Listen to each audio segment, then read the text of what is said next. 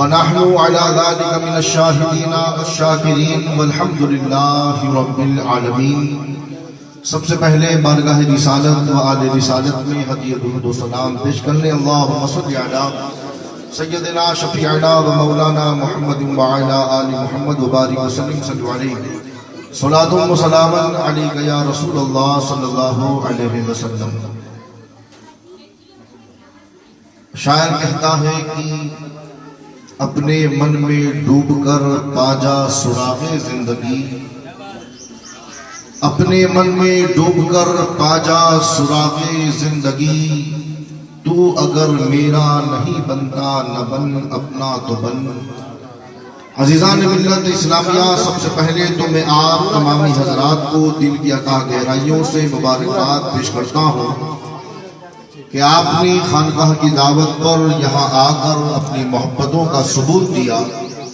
اللہ رب العزت آپ کی محبتوں کو، آپ کی کاوشوں کو اپنی بارگاہ میں قبول فرمائے، اور یقیناً انتہائی خوشی اور مسرت کا موقع ہے کہ آج ہمارے اور آپ کے پیر و مرشد سیدی و مرشدی حضور سید اصغر القادری عرف بھائی جان بابا علی رحمت و رضوان کی دعاؤں سے بزم اصغری یہاں تک پہنچی ہے۔ ان کی دعائیں ہیں، ان کا فیضان ہے، اور ساتھ ہی ساتھ آپ لوگوں کا بھی سپورٹ رہا ہے۔ جب بھی بزم اصغری نے، بالخصوص خانقاہ نے جب بھی آپ کو کسی بھی کام کے لیے پکارا، آپ نے دامے درہم قدم سخن حصہ لیا اور ہمیں یہاں تک پہنچایا۔ عزیزان گرامی، بہت سی باتیں مجھ سے قبل سید حسن علی باوا نے بھی آپ کے سماعتوں کے حوالے کی، میں بھی چند منٹ کے لیے حاضر آیا ہوں۔ سب سے پہلے تو میں آپ کو یہ بتاؤں کہ اسلام کو عورتوں سے کس طرح فائدہ ملا۔ خواتین کا مقام تو آپ نے سن لیا کہ بیوی ہے تو آدھا ایمان ہے، ماں ہے تو جنت ہے، اور بیٹی ہے تو رحمت ہے۔ میں آپ کو چند جملوں میں سمجھانا چاہوں گا کہ اس تاریخ کو اٹھا کر کے پڑھیں کہ جب اللہ کے رسول صلی اللہ علیہ وسلم نے دنیا کو اسلام کی دعوت دی، کلمے کی دعوت دی، لوگوں نے کلمہ پڑھا، رفتہ رفتہ اسلام میں داخل ہونے لگے۔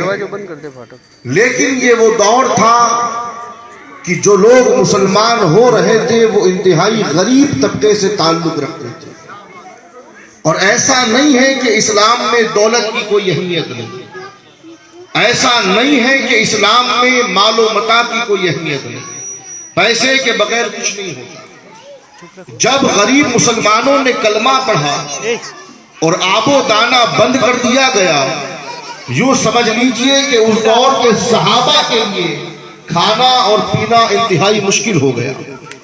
اب اللہ کے رسول صلی اللہ علیہ وسلم کو یہ خوف ہوا کہ کہیں ایسا نہ ہو کہ غربت کی وجہ سے مسلمان اپنے قدموں کو پیچھے ہٹا لیں اور واپس اسی اندھیرے میں چلے جائیں جہاں سے میں لے آیا تھا۔ تاریخ کہتی ہے کہ اللہ کے رسول صلی اللہ علیہ وسلم نے 25 سال کی جوانی میں اس ملکہ عرب سے نکاح فرمایا جسے زمانہ ام المومنین حضرت خدیجہ الکبریٰ کہتا ہے۔ حضرت خدیجہ الکبریٰ وہ ملکہ ہے کہ تاریخ بتاتی ہے کہ پورا عرب حضرت خدیجہ سے مال لیتا تھا اور پھر تجارت کرتا تھا، یعنی پورا عرب جس کے ٹکڑوں پہ پلتا تھا وہ کوئی اور نہیں، خاتون اور خاتون جنت حضرت خدیجہ۔ جب اللہ کے رسول کے نکاح میں آئی تو حضرت خدیجہ نے اپنا سارا مال اللہ کے رسول کی راہ میں قربان کر دیا اور عرض کیا کہ یا رسول اللہ، مجھے جو مقام جو عزت ملی ہے آپ کے طفیل ملی ہے، یہ سارا مال میں آپ کے حوالے کرتی ہوں۔ قرآن میں اللہ رب العزت ارشاد فرماتا ہے کہ وَوَجَدَكَ عَائِلًا فَأَغْنَىٰ، کہ اے محبوب جب ہم نے آپ کو حاجت مند پایا تو غنی کر دیا۔ جب ہم نے آپ کو حاجت مند پایا تو غنی کر دیا۔ تو اللہ نے جس کے مال کو اپنا مال کہا ہے وہ حضرت خدیجہ کا مال۔ تو ایک اہم رول ہے اسلام میں، اور اسلام کی اشاعت میں عورت کا۔ اب بڑی تیزی کے ساتھ آگے بڑھوں گا کہ ہم نے جو اپنی بہو بیٹیوں کے لیے جو سلائی سکھانے کا اہتمام کیا، سوئمنگ کلاس کا اہتمام کیا، مقصد ہے اپنی قوم کی بچیوں کو ہنر دیں۔ اور یاد رکھیں دنیا میں دو بڑی طاقتیں ہیں جس کا مقابلہ کوئی نہیں کر سکتا، ایک علم ہے اور دوسرا ہنر ہے۔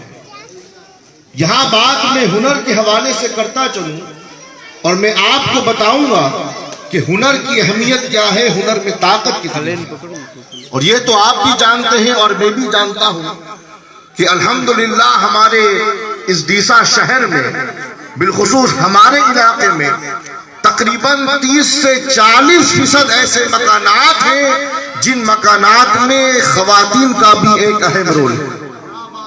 گھر کو چلانے میں، بچوں کو پڑھانے میں اور بھی دیگر معاملات میں خواتین کا ایک اہم رول ہمیں دیکھنے کو ملتا ہے۔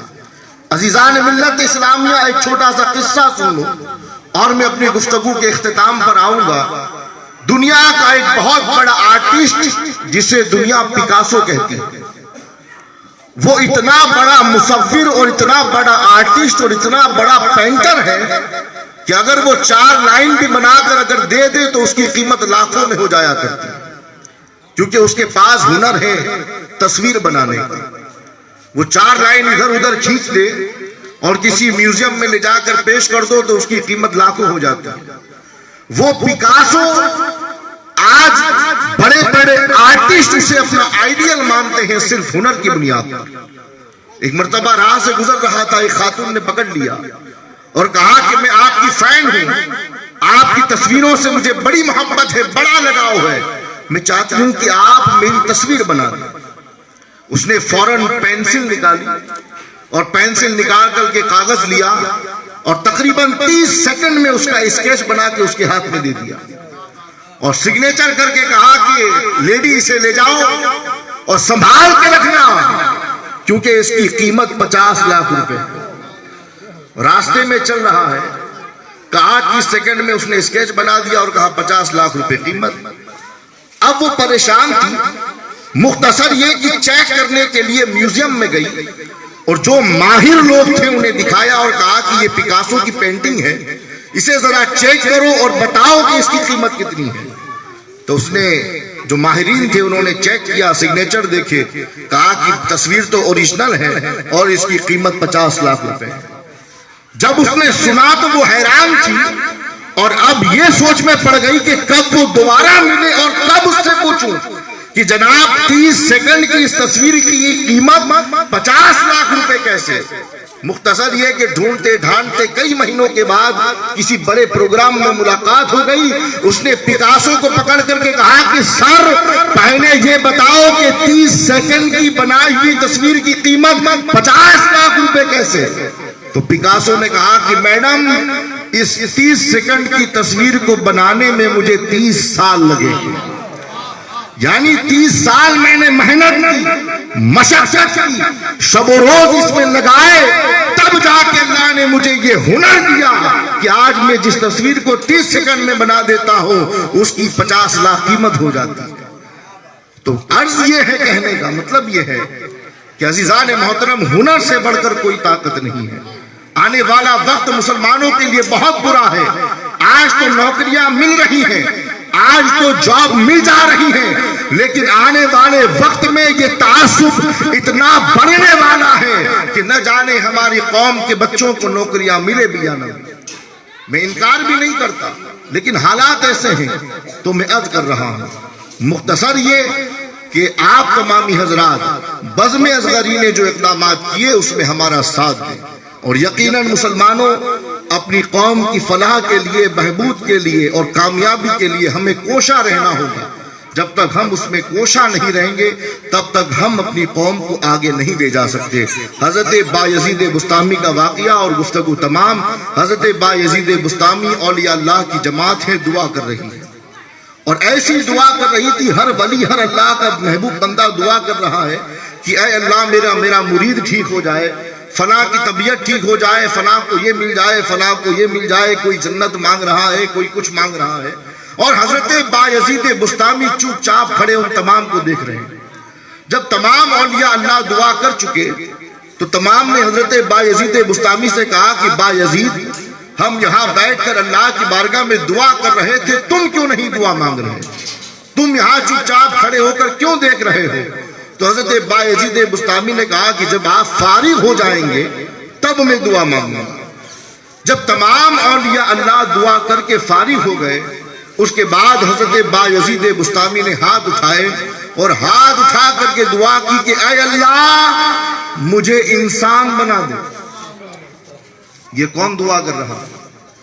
یعنی آپ غور فرمائیں کہ اولیاء اللہ تو جنت مانگ رہے ہیں، مریدوں کی پریشانی کے لیے دعا کر رہے ہیں، اور بھی بہت کچھ مانگ رہے ہیں، لیکن بایزید نے کیا مانگا کہ اے اللہ مجھے انسان بنا دے۔ اولیاء اللہ نے جب سنا تو غصہ ہوئے، تمام نے گھیر لیا، کہنے لگے بایزید تم کہہ رہے ہو کہ اے اللہ مجھے انسان بنا دے، تو کیا ہم تمہیں حیوان نظر آ رہے ہیں؟ تمہاری نظر میں انسان کی ڈیفینیشن کیا ہے؟ تمہاری نظر میں انسان کی تعریف کیا ہے؟